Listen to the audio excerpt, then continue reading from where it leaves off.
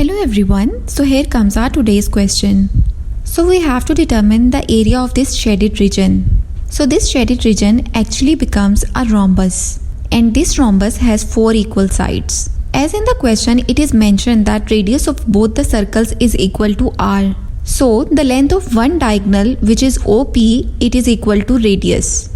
Also the length of one side, it is also equal to the radius. But the value of the other diagonal is unknown. So we cannot apply the area formula of the rhombus, which involves the values of diagonals. So in this case, when rhombus has 4 equal sides and value of one diagonal is known and value of length side is known, then this formula is used to determine the area of rhombus. So we will put the values where diagonal and length of one side both are equal to r. So when we will solve this equation, the area comes out to be this. And here is the derivation of the formula which we have used to determine the area in our case.